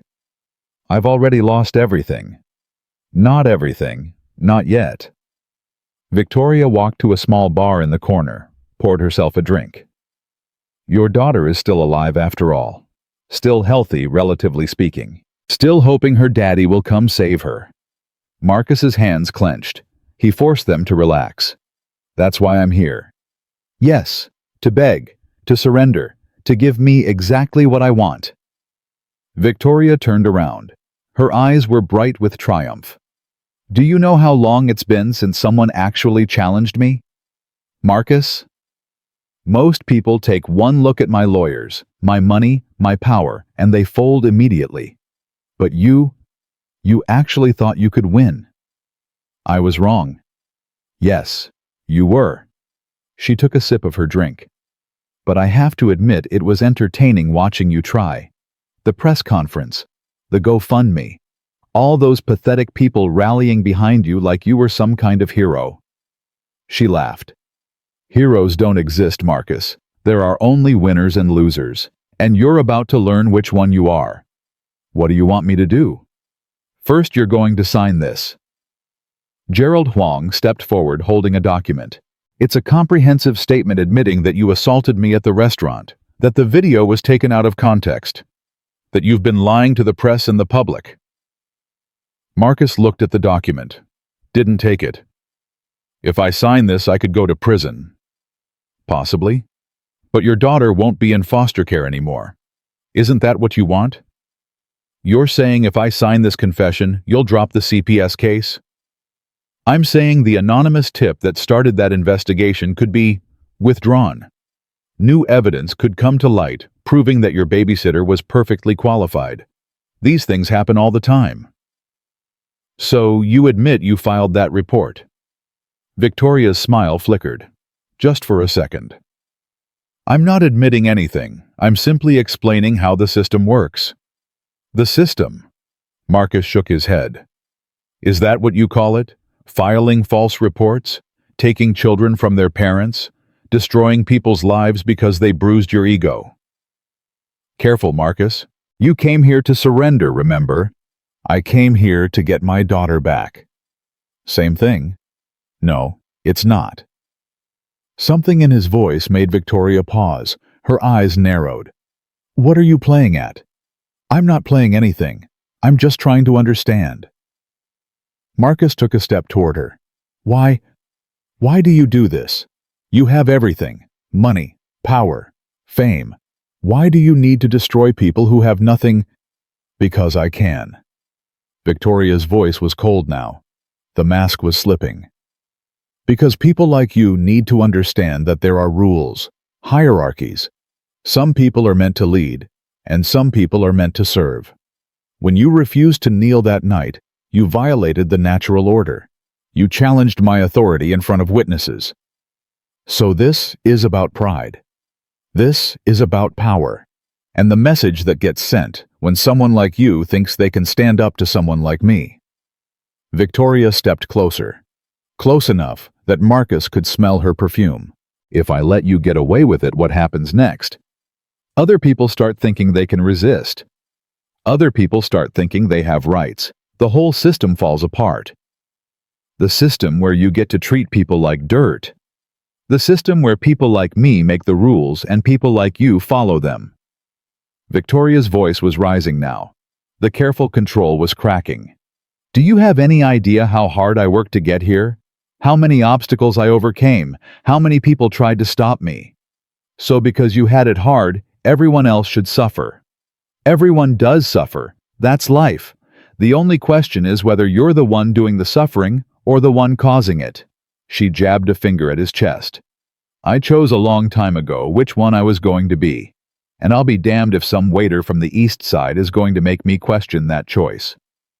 I'm not trying to make you question anything. I'm trying to understand how someone becomes like you. Like me. You mean successful, powerful, in control.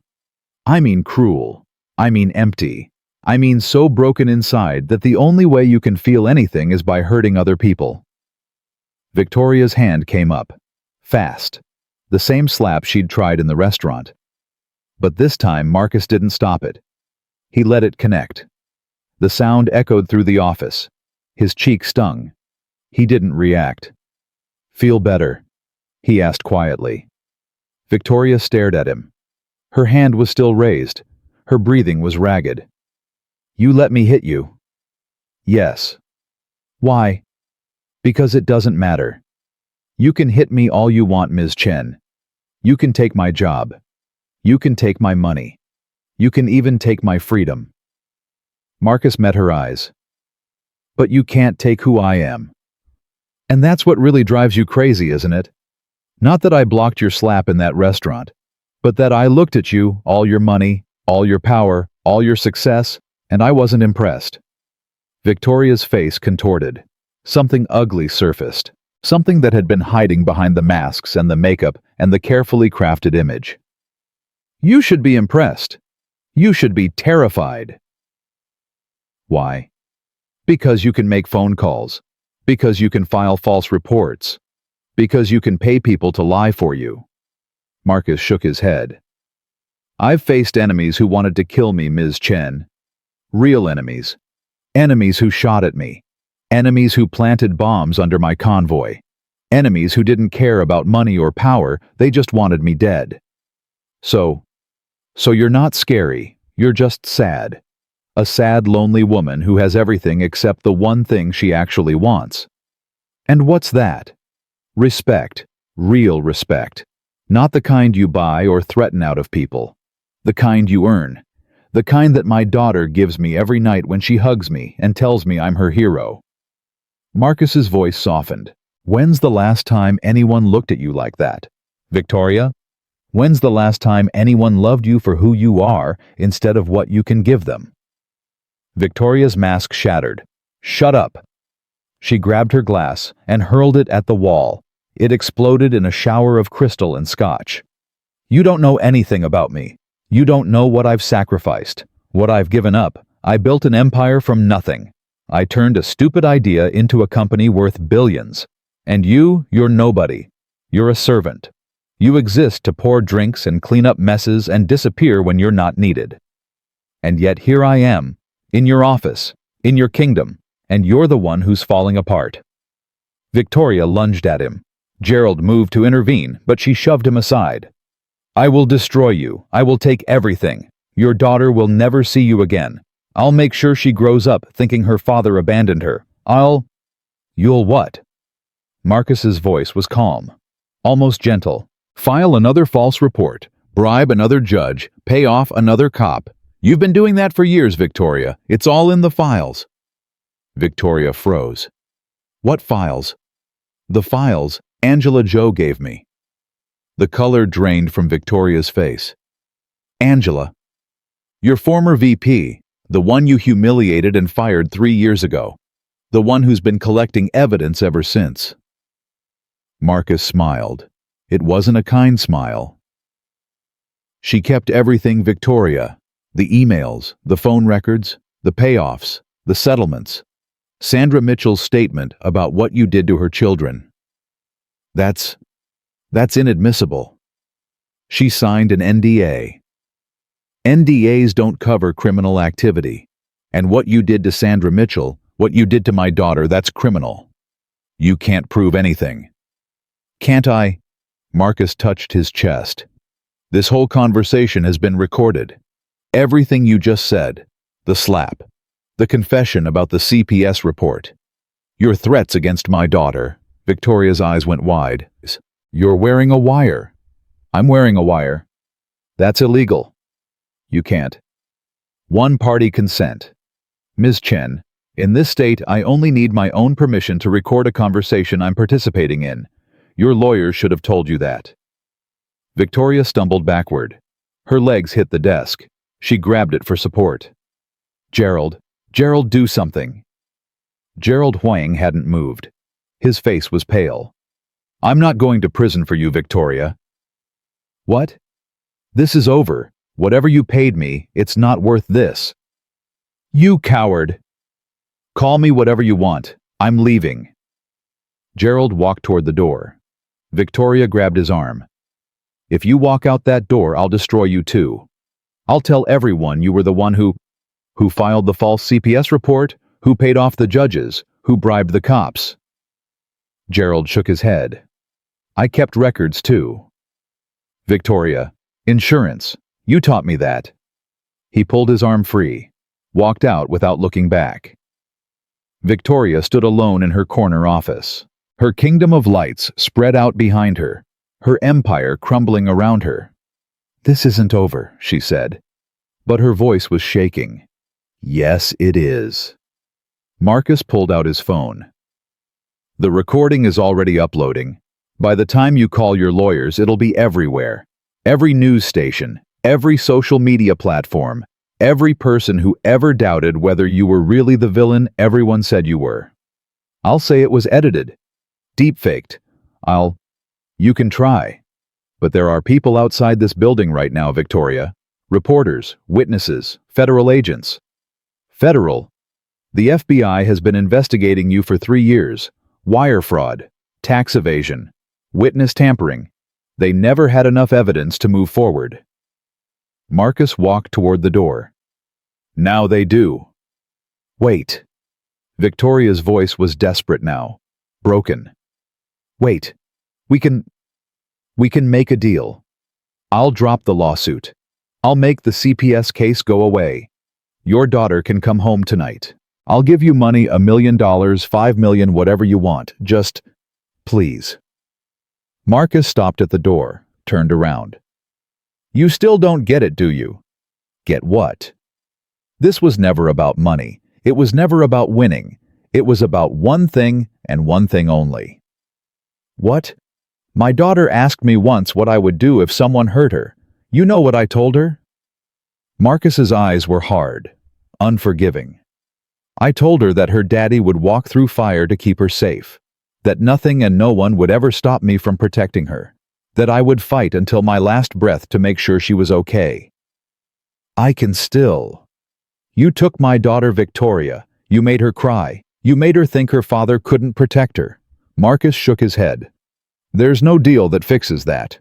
There's no amount of money that makes that right.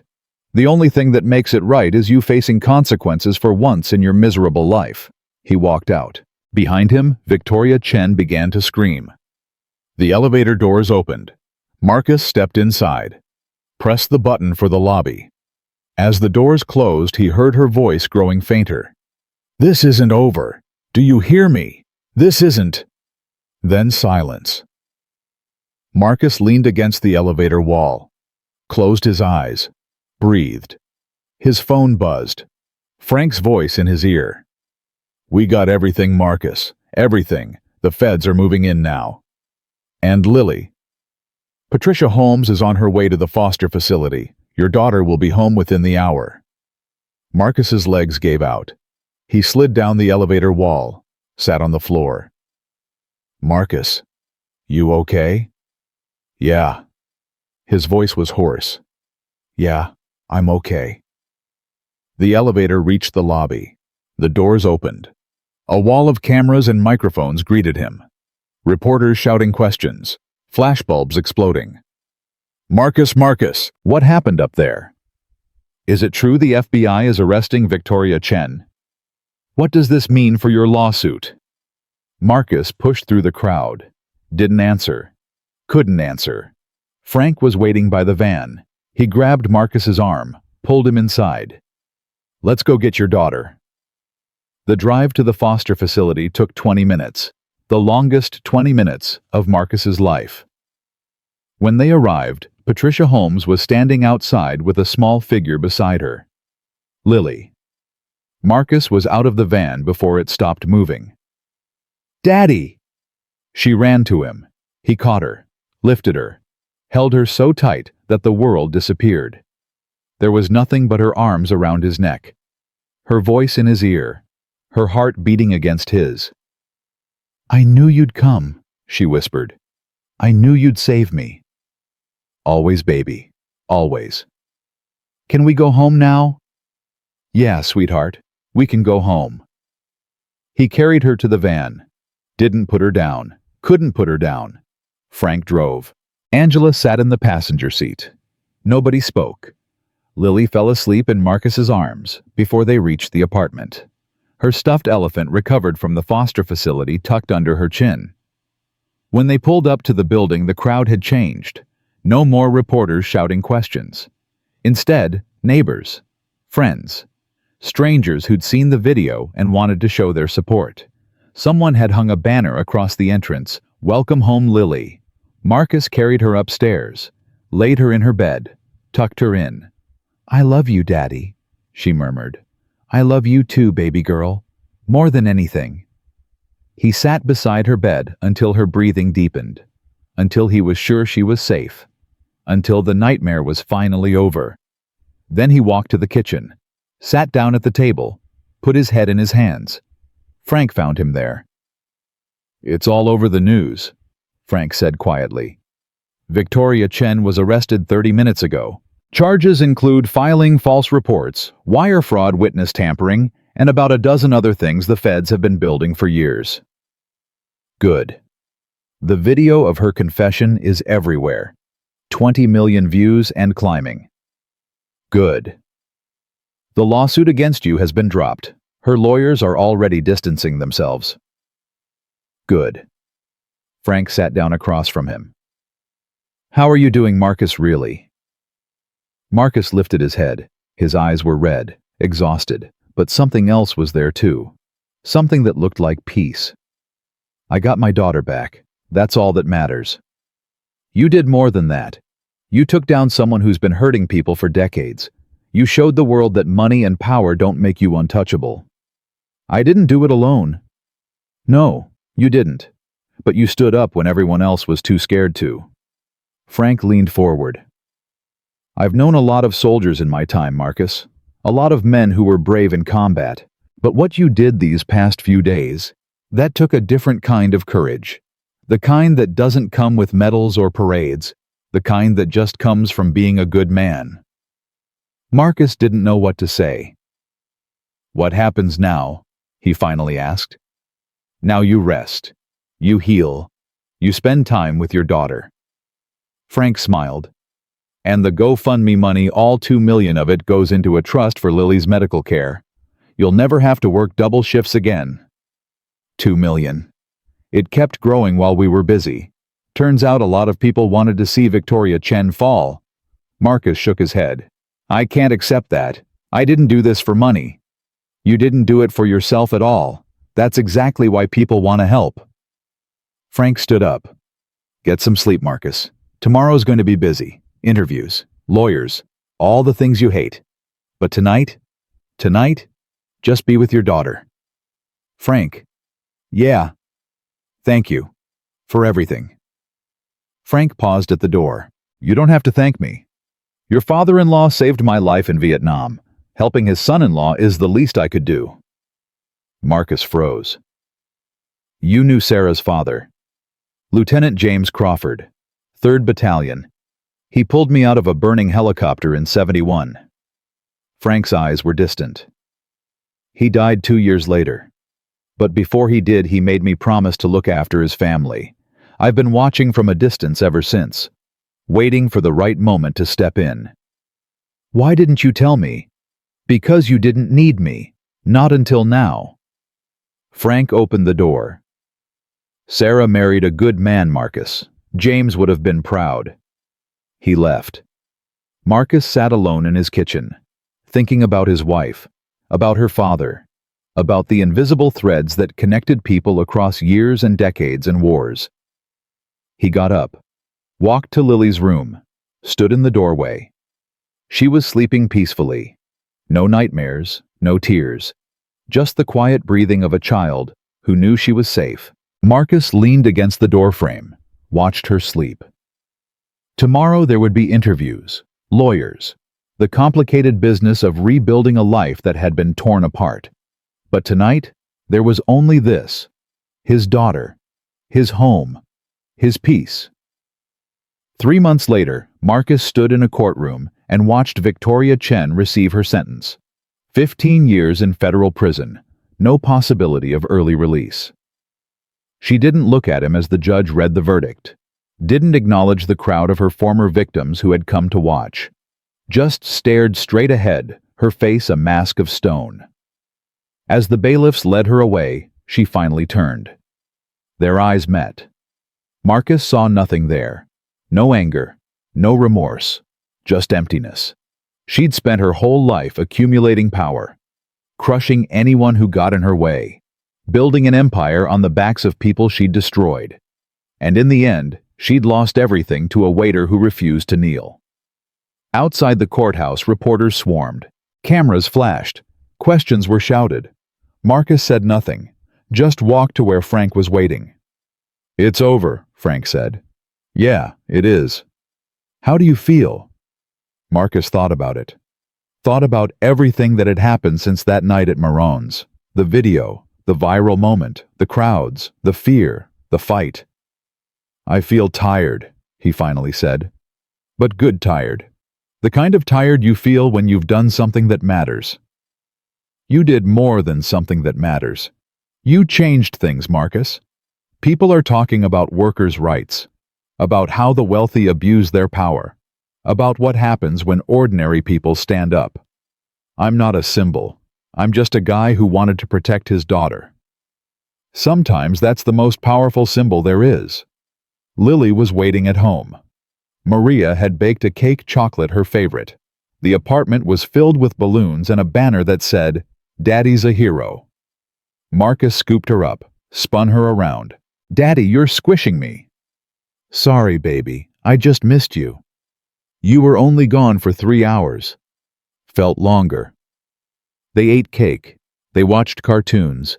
They did all the normal, boring, wonderful things that families do when they're together, and safe, and happy. That night, after Lily was asleep, Marcus sat on the fire escape outside his window, looking at the city, thinking about everything that had changed. His phone buzzed. A text from Gerald, his manager at Marone's. "Your job is here whenever you want it. No rush. Take all the time you need." Marcus smiled. Typed back, "Thanks, I'll be in next week." Another text. From a number he didn't recognize. "Mr. Williams, this is the mayor's office. We'd like to present you with the city's Medal of Civic Courage at a ceremony next month. Please call to confirm your attendance." Marcus stared at the message. Didn't know how to respond. A soft voice behind him. "Daddy." He turned. Lily was standing in the window, her elephant clutched to her chest. "Hey, baby, what are you doing up?" "I had a dream. A bad one. No, a good one." She climbed out onto the fire escape, sat beside him. "I dreamed that Mommy was watching us. She was smiling." Marcus's throat tightened. "What else did she say?" "She said she was proud of you. She said you were the bravest man she ever met." Lily leaned against him. "Is that true, Daddy? Are you brave?" Marcus thought about the question, really thought about it. "I don't know if I'm brave, sweetheart. I just know that when you love someone, you do whatever it takes to protect them, even if it's scary, even if it hurts." "Is that what brave means?" "I think so. I think brave doesn't mean you're not scared. It means you're scared, but you do it anyway. Like when I had to get my shots at the hospital. Exactly like that." Lily was quiet for a moment. Then, "Daddy." "Yeah, baby." "I'm glad you're my daddy." "I'm glad you're my daughter." They sat together on the fire escape, father and daughter, looking at the stars that were just starting to appear above the city lights. Somewhere out there, Victoria Chen was spending her first night in a prison cell. Somewhere out there, people were sharing the story of a waiter who stood up to a billionaire. Somewhere out there, the world was changing in small ways and large ones because one man refused to kneel. But Marcus wasn't thinking about any of that. He was thinking about his daughter, about his wife, about the promises he'd made and the ones he'd kept. "Time for bed, sweetheart." 5 more minutes. 2 more minutes. 3. Deal. They sat together for 3 more minutes. Then Marcus carried her inside, tucked her in, and kissed her forehead. "Good night, baby girl." "Good night, Daddy." He walked to his own room, lay down on his bed, closed his eyes. For the first time in months, Marcus Williams slept without nightmares. Because he'd learned something in those terrible days. Something that Victoria Chen, with all her money and power, would never understand. Real strength isn't about dominating others. It's about standing up when it matters. It's about protecting the people you love. It's about looking at someone who has everything and refusing to be diminished by them. Victoria Chen had spent her life trying to make people small. Marcus Williams had spent his life trying to make his daughter proud. In the end, that made all the difference. Some people are born into power. Some people buy it. Some people steal it. But the truest power, the kind that can't be taken, can't be bought, can't be broken, comes from knowing exactly who you are and refusing to let anyone make you forget it. Marcus Williams was a father. He was a veteran. He was a man who worked 2 jobs and loved his daughter and stood up when it mattered. And that was enough. That was more than enough. That was everything.